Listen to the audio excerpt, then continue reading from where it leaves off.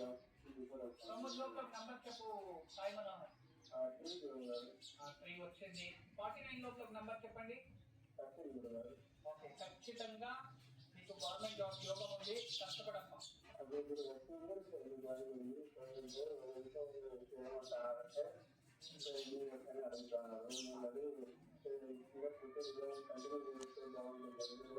మనోహర్, నువ్వు ఎంత శ్రమిస్తావో అంత త్వరగా జాబ్ వస్తుంది.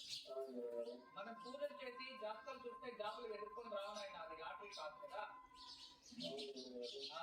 నువ్వు శ్రమిస్తేనే జాబ్ వచ్చేది. డబ్బులు ఇచ్చి కొనుక్కోవడానికి కూడా అవ్వదు అది.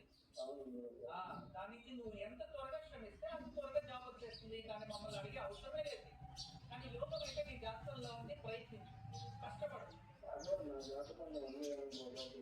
యోగం అయితే ఉంది, కష్టపడితే వస్తుంది.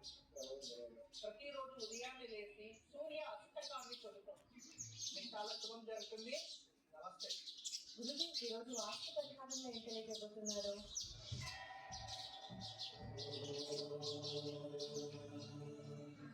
మన ఇంట్లో పిల్లలకి ఏదైనా ఎడ్యుకేషన్ డౌన్ఫాల్ అయిపోతుంది, ఎడ్యుకేషన్ లో సమస్య వస్తుంది, కోపంగా ఉన్నారు, తల్లిదండ్రులకి వ్యతిరేకంగా ఉన్నారు, చెడు సహవాసాలు వెళ్తున్నారు అంటే ఒకే ఒకటే, మన ఇంటికి తూర్పు దిశ టోటల్ బ్లాక్ అయిపోయి ఉన్నా, తూర్పు దిశ మనకన్నా ఎత్తరంగా ఉన్నా, తూర్పు దిశలో ఎక్కడ వాస్తు దోషం ఉన్నా ఇదే ప్రాబ్లం వస్తుంది.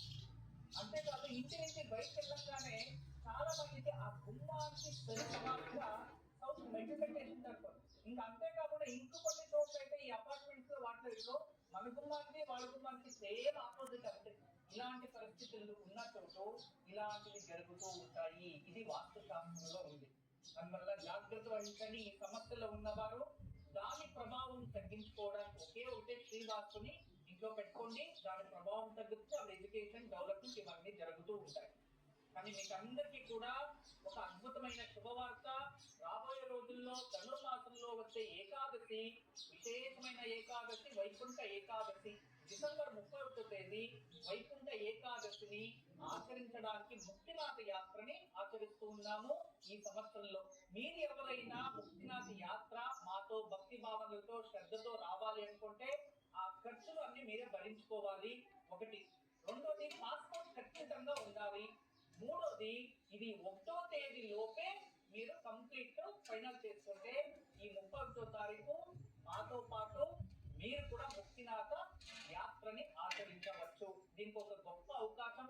చాలా మంది అడుగుతూ ఉంటారు, ఫోన్ చేస్తూ ఉంటారు, వెళ్ళినప్పుడు మాకు చెప్పండి, టీవీలో అనౌన్స్ చేయండి అని అడుగుతూ ఉంటారు. కాబట్టి ఈ విషయాన్ని ముందు పెడుతూ ఉన్నాను.